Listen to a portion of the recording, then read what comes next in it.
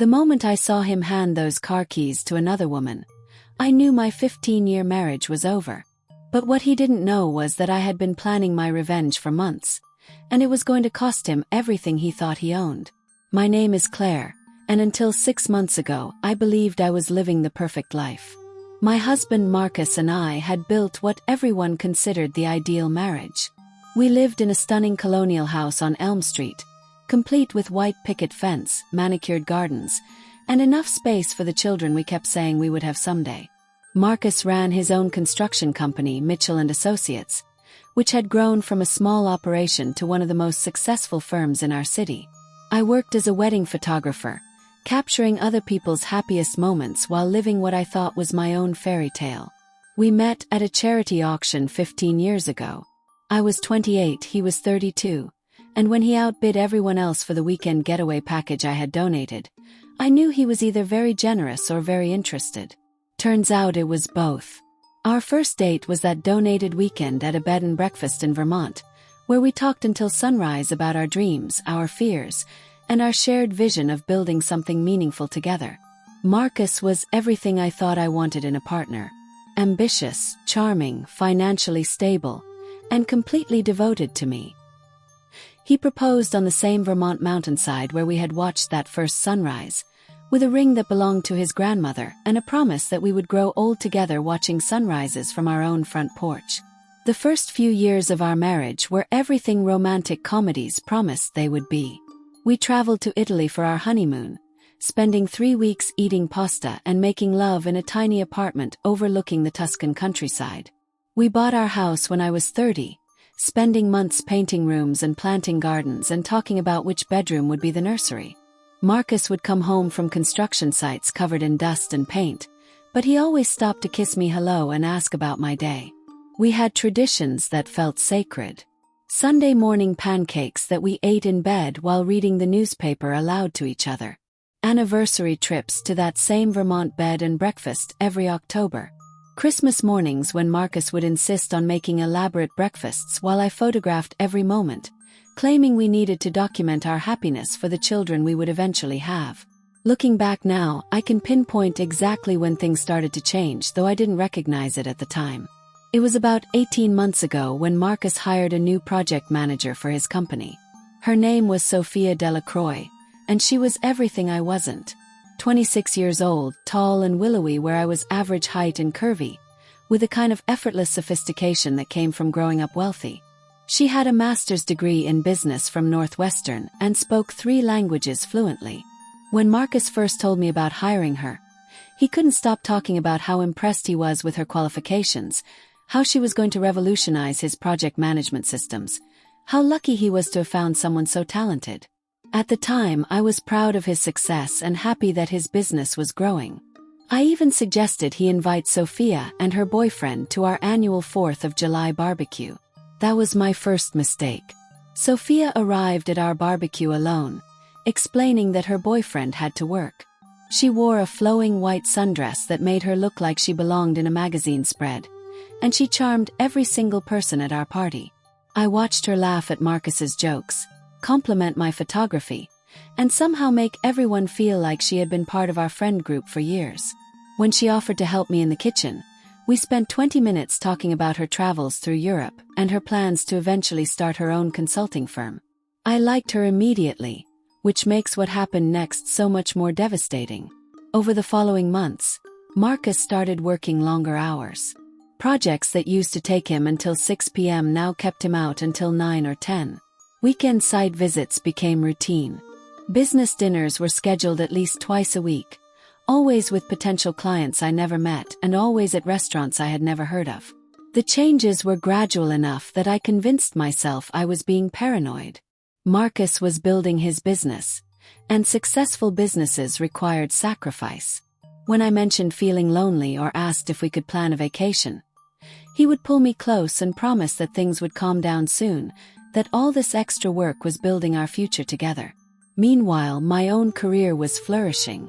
Wedding season had been my busiest ever, with bookings extending into the following year. I had been featured in 2 bridal magazines and was being considered for a coffee table book about destination weddings.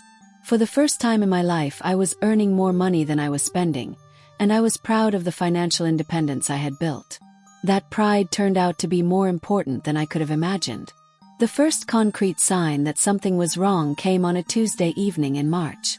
I had finished editing photos from a wedding the weekend before and decided to surprise Marcus by bringing dinner to his office. It was nearly 8 p.m., and I knew he would be tired and hungry. I picked up Chinese food from our favorite restaurant and drove to the construction company headquarters. The building was mostly dark when I arrived, which struck me as odd since Marcus had said he would be working late with his team. I used my key to let myself into the office, calling out his name as I climbed the stairs to the second floor where his private office was located. I found them on the leather couch in his office, her long hair spilled across the cushions, his shirt unbuttoned, their bodies tangled together in a way that made my heart stop beating for what felt like an eternity. Marcus saw me first. The look on his face was something between terror and guilt, but what struck me most was that he didn't immediately push Sophia away.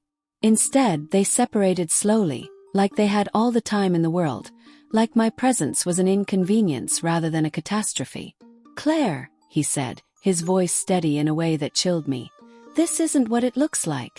But it was exactly what it looked like, and we all knew it. Sophia had the grace to look embarrassed as she straightened her dress and gathered her purse. "I should go," she said quietly, not meeting my eyes. "Yes," I replied, surprised by how calm my voice sounded. "You should." After she left, Marcus and I stood in his office staring at each other across a chasm that had opened up in the space of 30 seconds. The Chinese food was getting cold in my hands, and I had the bizarre thought that we were wasting perfectly good sweet and sour chicken. "How long?" "Yes. Claire, we should talk about this at home." "How long, Marcus?" He ran his hands through his hair, a gesture I had once found endearing and now found infuriating. 6 months, he said finally. 6 months. Half a year of lies, of late nights, of business dinners that were actually romantic dinners. Half a year of me sleeping next to a stranger who kissed me goodbye every morning before going to spend his days with another woman. "Are you in love with her?" "Yes." The pause before he answered told me everything I needed to know. "I don't know," he said. "Maybe." "I think so." I set the bag of Chinese food on his desk and walked out without saying another word. I drove home in a daze, my mind strangely blank except for one persistent thought. I needed to protect myself. That night, while Marcus stayed at his office, presumably to figure out what he was going to say to me, I did something I had never done in 15 years of marriage. I went through his financial records. What I discovered was so much worse than an affair. Marcus had been systematically moving money out of our joint accounts for months. Large transfers to accounts I didn't recognize, payments to companies I had never heard of, credit card charges for expensive restaurants, hotels, and jewelry stores. But the most shocking discovery was a property deed for a lakefront cabin 2 hours north of our city, purchased 4 months ago for $250,000 in cash. A cabin that was titled jointly to Marcus Mitchell and Sophia Delacroix. My husband hadn't just been having an affair.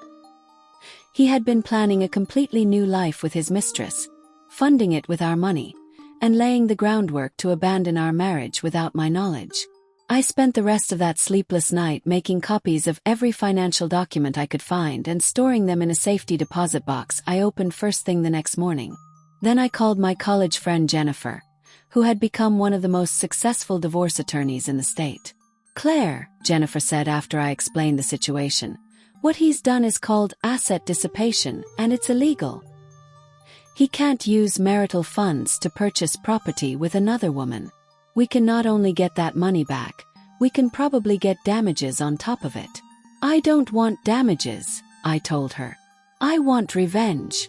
Marcus came home that evening with flowers and apologies, claiming that his relationship with Sophia was a mistake that was already over, that he was committed to saving our marriage, that we could work through this if I was willing to forgive him. He was convincing, I'll give him that.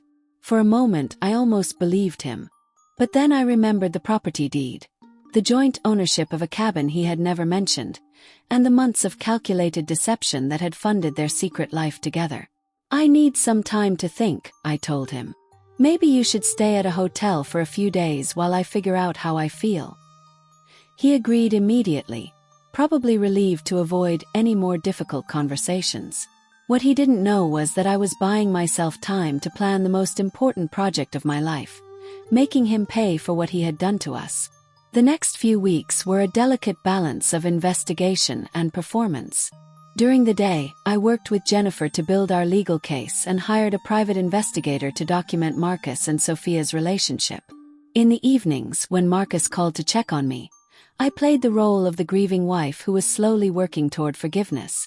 The private investigator, a sharp woman named Paula Martinez, provided me with detailed reports of their activities: lunch dates at expensive restaurants, overnight stays at the lakefront cabin, shopping trips where Marcus bought Sophia designer handbags and jewelry. Most damning of all, photographs of them at a luxury car dealership, where Marcus purchased a brand new red Porsche and had it registered in Sophia's name. A $90,000 car, bought with money from our joint savings account, given to his mistress like some kind of twisted anniversary gift. That was the moment I stopped feeling hurt and started feeling furious. Jennifer and I developed a 3-part strategy for my revenge. First, we would file for divorce citing adultery and financial misconduct, seeking full restitution of all marital assets Marcus had dissipated. Second, we would place liens on all of his business assets to prevent him from hiding or liquidating anything before the settlement. Third, and most importantly, we would use a legal loophole I had discovered to take control of something Marcus considered untouchable: his construction company. The loophole stemmed from something I had forgotten about until Jennifer's investigation reminded me. When Marcus first started his construction company 12 years ago, he had needed a significant investment to get the business off the ground. My grandmother had died the year before and left me a substantial inheritance, money I had been saving for our future children or maybe a vacation home. Instead, I had agreed to invest it all in Marcus's business as a silent partner. The paperwork we had signed made me a 40% owner of Mitchell & Associates, with Marcus retaining 60% control. At the time, it had seemed like a romantic gesture, a way of truly building our future together. Over the years, as the business grew more successful, I had forgotten about my ownership stake. Marcus handled all the business operations, I focused on my photography career, and the company's profits simply flowed into our joint accounts as part of our shared financial life. But legally, I was still a 40% owner. And under the terms of our original partnership agreement, if Marcus was found to have used company resources for personal benefit without my knowledge or consent, I had the right to force a dissolution of the partnership and claim my proportionate share of all assets. Using company funds to purchase gifts for his mistress definitely qualified as personal benefit without my consent. Jennifer estimated that my 40% stake in the construction company was worth approximately $1.2 million, based on the company's current contracts, equipment, and real estate holdings. But if I forced a dissolution, Marcus would have to either buy me out immediately or sell the entire company to pay me my share. Given that he had already dissipated most of our liquid assets on his affair, he wouldn't be able to buy me out, which meant Mitchell & Associates would have to be sold, and Marcus would lose the business he had spent 15 years building. The plan was perfect in its poetic justice. He had used our marriage as a source of funding for his new life with Sophia. Now I would use our marriage to destroy the foundation of his old life. But I needed the right moment to execute it, a moment that would maximize both the legal impact and the emotional devastation. That moment came in the form of the construction industry's annual awards banquet, scheduled for the first Saturday in May. It was always the biggest networking event of the year, with every major contractor, developer, and city official in attendance. Marcus had won the award for Residential Contractor of the Year 3 times in the past 5 years, and this year he was expected to win again. More importantly, Sophia would be there as his date. I had originally planned to skip the event, telling Marcus I wasn't ready for such a public appearance while we were working through our marital problems. But then I realized it was the perfect opportunity to make my announcement in the most humiliating way possible. I spent the week before the banquet preparing like a general before battle. I had my hair and makeup done professionally, bought a stunning black evening gown that made me look like I belonged on a red carpet, and practiced my speech until I could deliver it without my voice shaking. Jennifer had all the legal paperwork prepared and ready to be served. The private investigator had final photographs and documentation of Marcus and Sophia's relationship. Everything was in place. The night of the banquet, I arrived at the grand ballroom of the downtown Marriott looking like a woman who had never been betrayed, never been lied to, never spent sleepless nights wondering how her husband could destroy their life together for a younger woman. I smiled and made small talk with people I had known for years, accepted their sympathy about my and Marcus's temporary separation, and assured everyone that we were working things out. Marcus and Sophia were seated at the head table with the other award nominees. She wore a silver dress that probably cost more than most people's monthly salary, and she had her hand on his arm in a gesture of possession that made my jaw clench. When Marcus saw me across the room, his face went pale, but he managed to wave and attempt a smile. During the cocktail hour, I positioned myself strategically near the bar where I could observe their interactions and wait for the perfect moment. They were clearly comfortable together, laughing and whispering like a couple who had been together for years rather than months. At one point, I saw him lean down to kiss her neck, and she tilted her head back in a gesture of such intimate familiarity that I wanted to march over and slap them both. Instead, I ordered another glass of wine and waited. The moment came during the awards presentation. Marcus was called to the stage to accept the Residential Contractor of the Year award, and he gave a speech about hard work, dedication, and the importance of surrounding yourself with people who share your vision. He thanked his team, his clients, and finally, his special someone who had brought new energy and inspiration to his work. He was talking about Sophia, using an industry awards banquet to publicly declare his love for his mistress while his wife sat in the audience. That was when I knew it was time. As Marcus returned to his table amid applause, I stood up and walked to the microphone he had just vacated. The master of ceremonies looked confused, but I smiled and gestured for him to let me speak. "Good evening, everyone," I said, my voice carrying clearly through the ballroom sound system. "For those who don't know me, I'm Claire Mitchell, Marcus's wife of 15 years. The room fell silent. I could see Marcus at the head table, his face frozen in an expression of absolute horror. I wanted to take this opportunity to make an announcement about Mitchell & Associates, since so many of the company's clients and partners are here tonight," I continued. "Effective immediately, I am exercising my rights as a 40% owner of the company to dissolve our partnership due to Marcus's misuse of company funds for personal benefit." The silence in the room was deafening. I could see people pulling out their phones, probably to record what was clearly going to be the most dramatic moment of the evening. As of Monday morning, Mitchell & Associates will be placed into receivership pending the sale of all assets and the distribution of proceeds according to our partnership agreement, I said. "I want to thank all of you for your support of the company over the years, and I encourage you to reach out to my attorney, Jennifer Walsh of Walsh & Associates, if you have any questions about how this transition will affect your ongoing projects."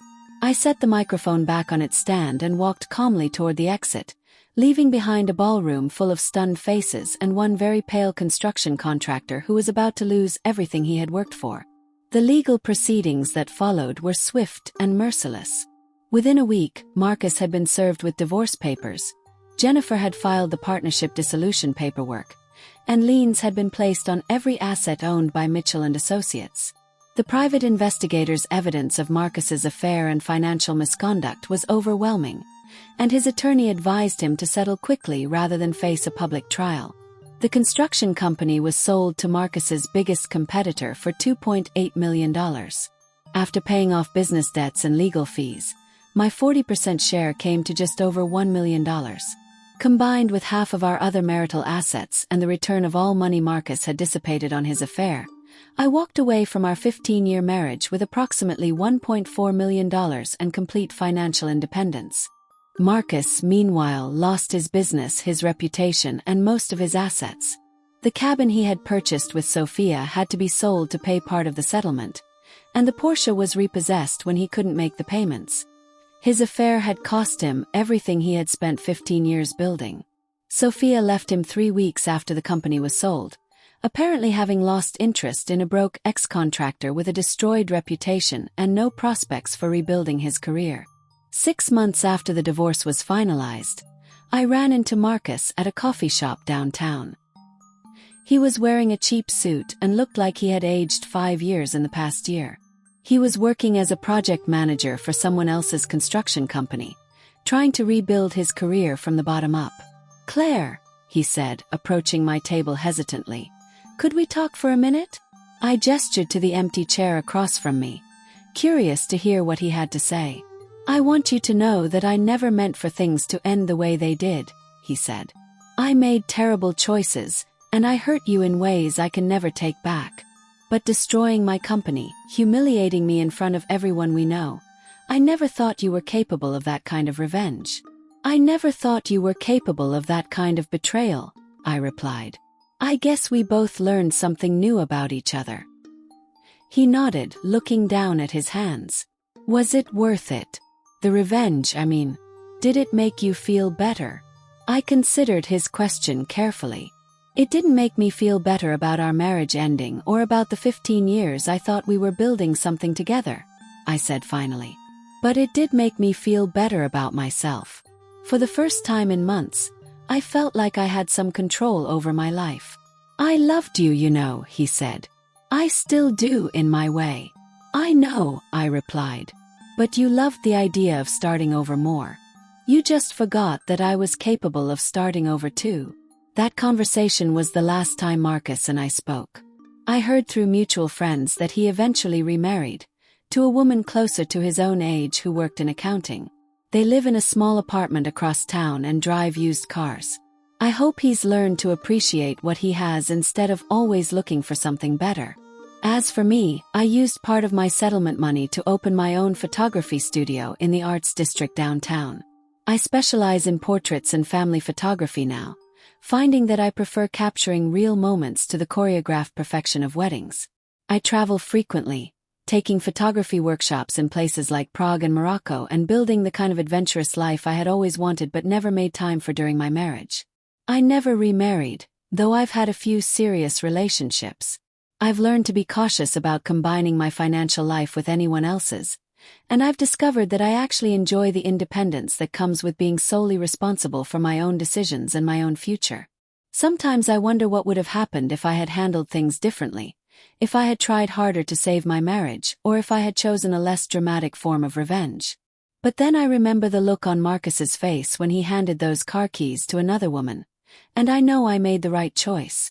The most important thing I learned from that whole experience is that you teach people how to treat you by what you're willing to accept. For 15 years, I accepted being taken for granted, being lied to, and having my financial security threatened by someone who was supposed to protect it. When I finally stopped accepting those things, everything changed. And you, what would you have done in my place?